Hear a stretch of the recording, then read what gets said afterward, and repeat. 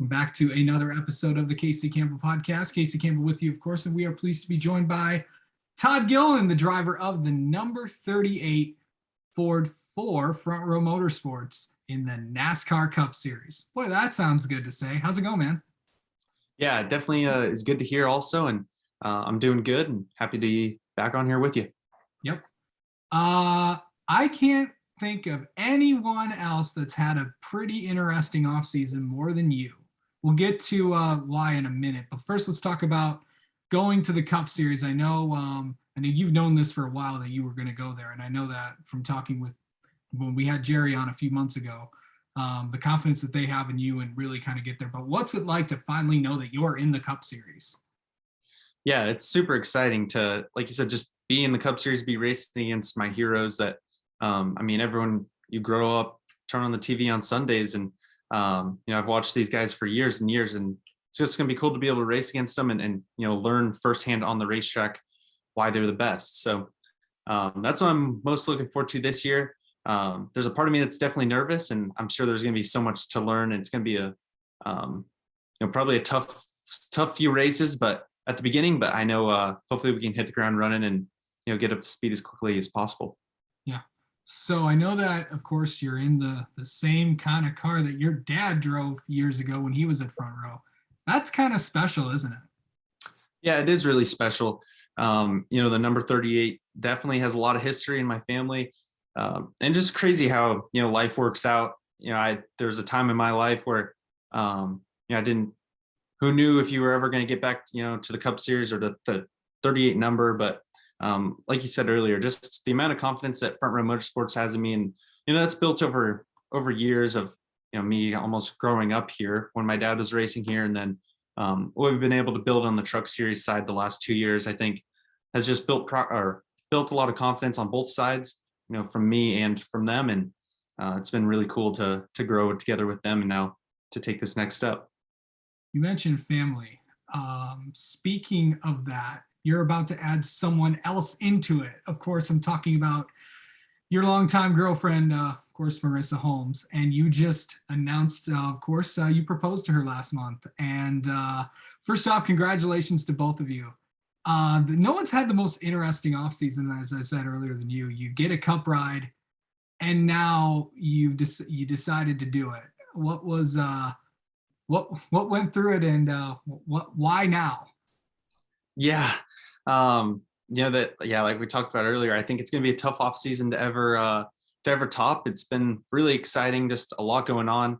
And now it seems like we're pretty much back racing, but yeah, last month we were able to go down to the Bahamas, and just such a pretty place to be. I think, that's why I thought, why not here? And like you said, we've been together for a long time, and it's pretty cool. It's a lot to think about when you think about it, staying with or hopefully be with her the rest of my life. So it's a lot, but it's going to be a lot of fun. And like we talked about too, now we got a lot more planning. My whole next year has got a lot busier too. We're racing every week, so that gives us a lot less time for a wedding, but hey, it's all good things. Yeah. You like those, so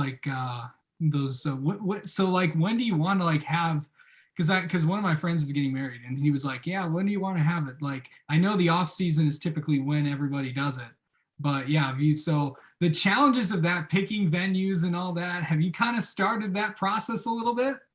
Yeah, we've just started it. And like you said, we only have one off weekend this year in the middle of July, and actually she's going to be out of town doing something with family. So yeah, it pretty much leaves us off season, and it's going to be definitely pretty cold. Yeah. You can go somewhere warm though. Yeah, you can go to Florida. You can even go to the Bahamas and do it again. That's where it all started. It's just crazy. It's a lot to think about. Absolutely. And I know that you're only 22? 21. You're only 21 years old. Dang. I'm 26. I'm like, yeah, it's fun. It's like, oh yeah, let's first year of the Cup Series. Oh yeah, let's plan a wedding too. Why not? Add a little bit more to it. But anyway, let's talk about what this next gen car that I know you've gotten a chance to test, and I know the LA Clash is right around the corner. What's that like going to? How has that been testing and all that? What do you like about this new thing? Yeah, I think it's just really interesting. Really all the parts and pieces to it are just so much different than what I've grown up racing, and really what a lot of these people have been racing also. So it's just really cool for me to be able to learn kind of what goes into it. I'm sure the racing's going to change a lot even from now, just as people natural progression of race teams getting stuff lighter and better and quicker. So I think that'll be just really cool to see. It's like everyone's kind of starting over, and just to see who can get the head start on it will be interesting. But from the driving side, it's been really not too different, honestly. I think a lot of people were telling me might drive so much different, but the trucks, I mean, they're pretty much on the ground by the time you're going green, and then these things are always on the ground with no ride height rule. So um, I'd say there's subtle differences, just trying to learn how to read the digital dash. There's so much information on there. Just at a glance, I think I could still be better at that. And then the sequential shifting is a little bit different, but it's honestly, probably 10 times easier and a little bit more fun. So I'm excited to get it on a road course and see how it performs there. I think everyone said that's really where it's at its best, and I think it'll be a lot of fun. Hopefully, when we get our first laps there.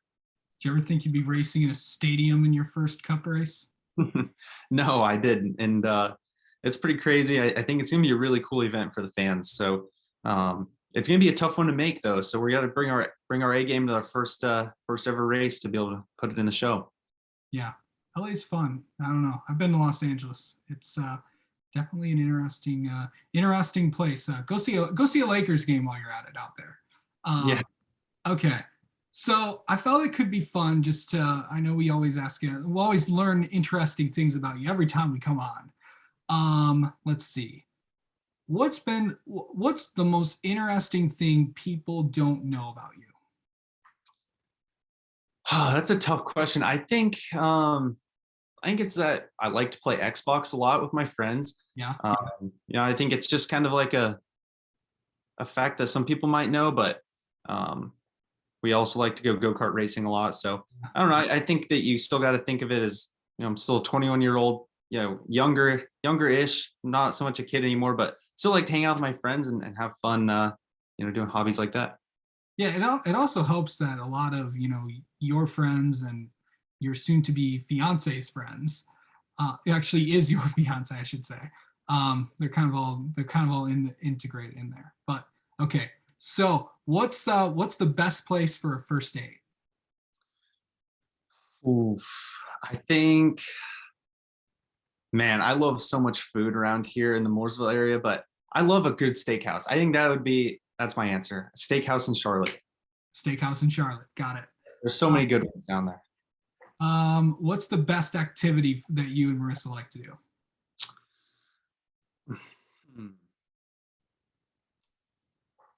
I think this is kind of dumb, but she always makes me go on walks around our neighborhood for some exercise and just to hang out. So I think that's a good one. Spend time together. There's actually a lot of people that do that.